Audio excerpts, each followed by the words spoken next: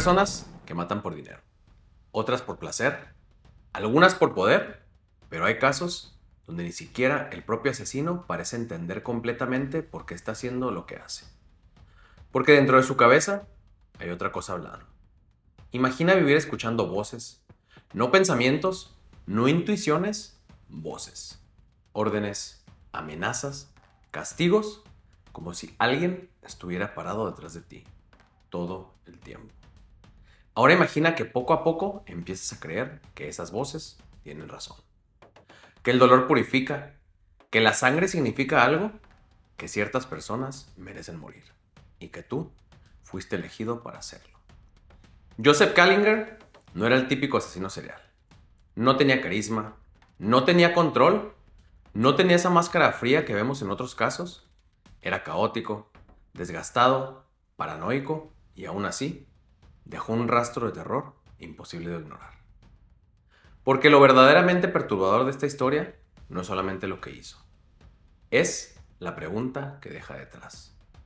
¿Qué pasa cuando una mente rota ya no puede distinguir entre realidad y pesadilla? En la tranquila Filadelfia de los años 70, un zapatero local era conocido por su habilidad con las manos. Pero detrás de la fachada de artesano y padre de familia se escondía una mente fragmentada por visiones apocalípticas. Joseph Kallinger no solo fue uno de los asesinos más extraños de la historia de Estados Unidos. Fue un hombre que intentó rediseñar la humanidad a través de la violencia, llevando a su propio hijo de 12 años como cómplice de un viaje hacia la locura absoluta. Un hombre consumido por delirios, obsesiones, violencia, humillación y voces que parecían devorarlo desde dentro. Y antes de comenzar, si te gustan las historias contadas con narrativa, contexto, psicología criminal y respeto por los hechos, suscríbete. Porque aquí no solo hablamos de crímenes, hablamos de lo que ocurre dentro de la mente humana. Y ahora sí, vamos a darle.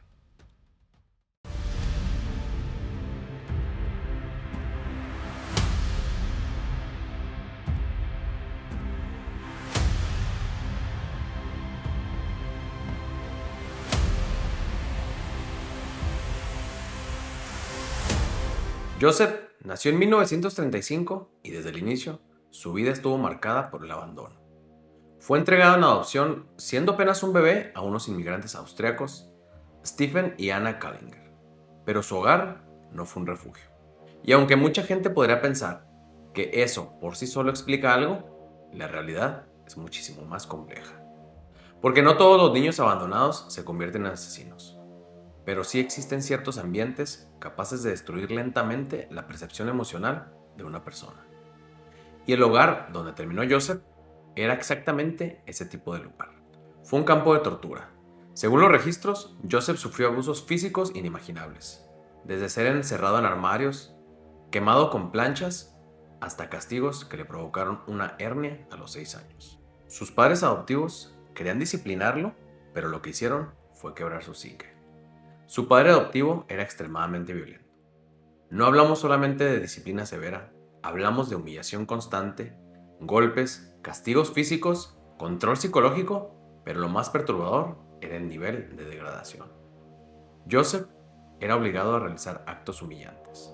Era castigado por cosas absurdas, vivía aterrorizado y aquí es donde empieza algo importante para este caso. Porque el miedo prolongado durante la infancia puede alterar profundamente la manera en la que el cerebro procesa el mundo, especialmente cuando el niño nunca desarrolla una sensación real de seguridad. Joseph creció aprendiendo algo muy peligroso, que el dolor y el amor pueden existir al mismo tiempo.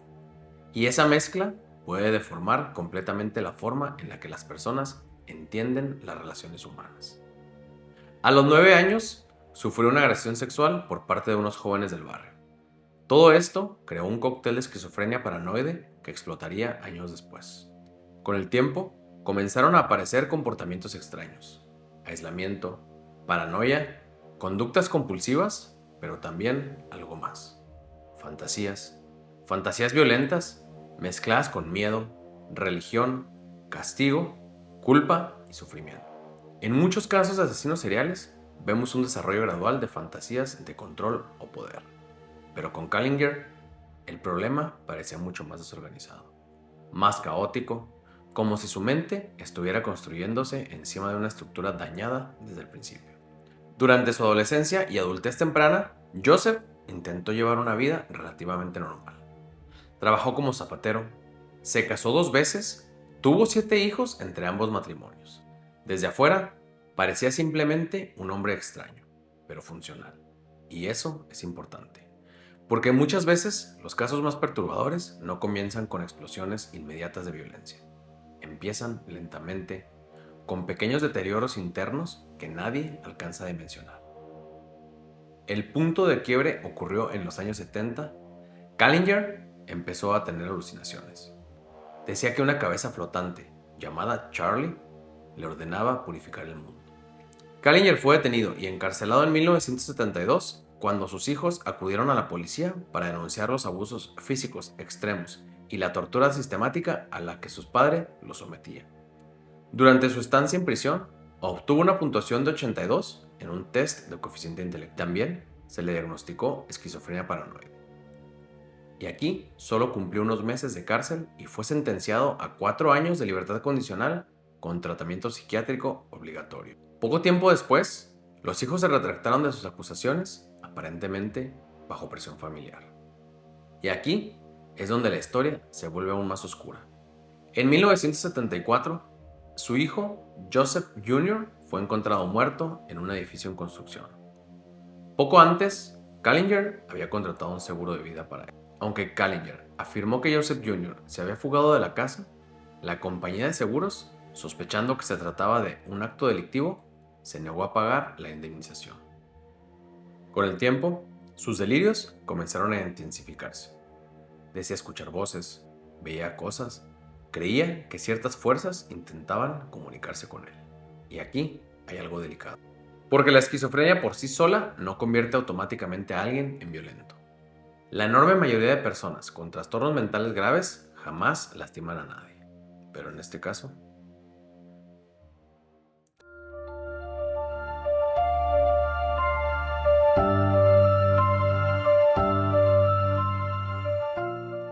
lo más aterrador es lo que vino después.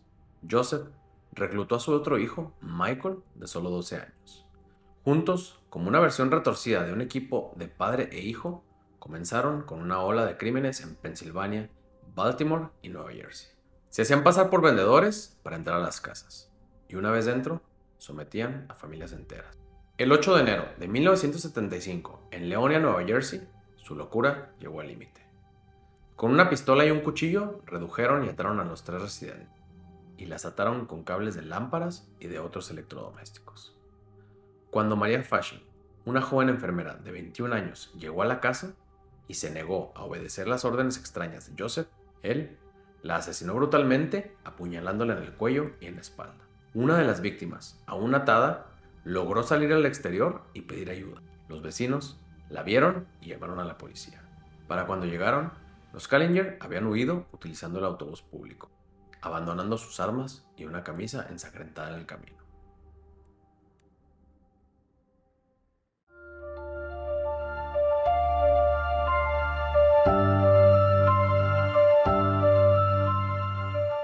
Finalmente, la presión policial comienza a cerrarse.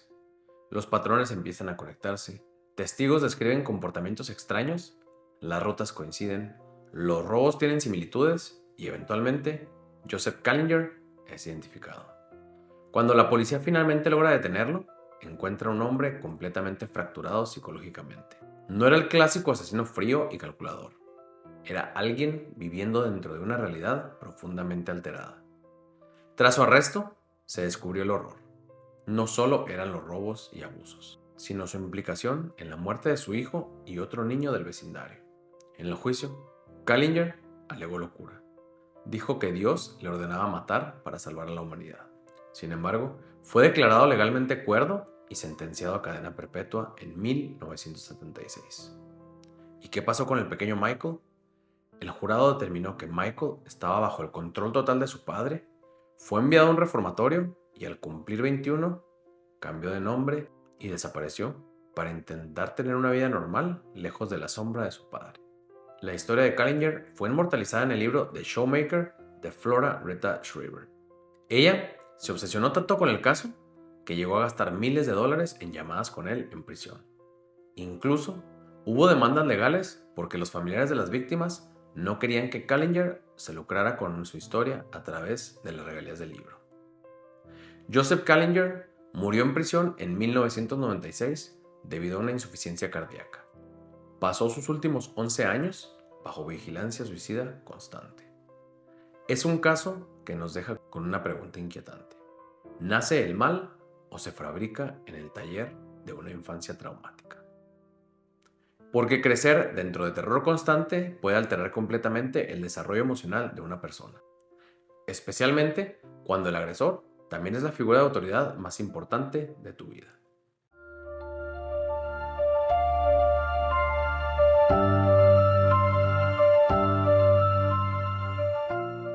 Los especialistas que analizaron a Joseph encontraron algo profundamente perturbador. Su mente parecía funcionar en múltiples niveles desconectados. Había paranoia extrema, delirios, posibles episodios psicóticos severos, pero también existía conciencia parcial de ciertos actos. Y eso vuelve todo muchísimo más complejo. Porque en términos legales y psicológicos, la pregunta siempre es, ¿sabía lo que estaba haciendo? Y en el caso de Callinger, la respuesta nunca fue completamente simple. Él describía conversaciones completas con Charlie, visualizaba figuras, escuchaba órdenes, pero al mismo tiempo también ocultaba evidencia. Se movía entre estados, intentaba evitar ser capturado y eso complica enormemente cualquier análisis. El caso de Joseph Callinger también terminó convirtiéndose en uno de los ejemplos más inquietantes de la intersección entre enfermedad mental severa, trauma extremo y violencia criminal. No como excusa, nunca como justificación, pero sí como una explicación parcial de cómo una mente puede llegar a niveles tan oscuros de distorsión.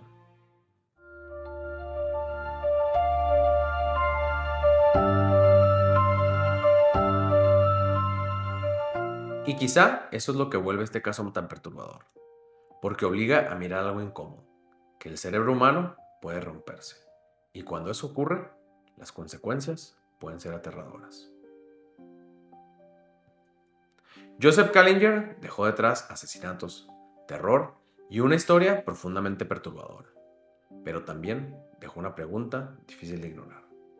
¿Cuántas tragedias comienzan mucho antes de que alguien note el peligro? ¿Y ustedes qué opinan de este caso?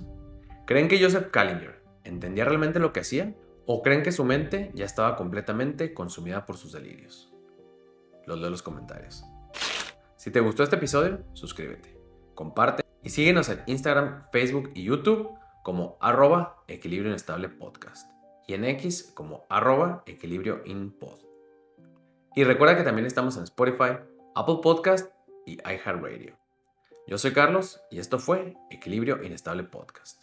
Y recuerden, a veces el lugar más peligroso del mundo puede existir dentro de una mente humana. Hasta luego.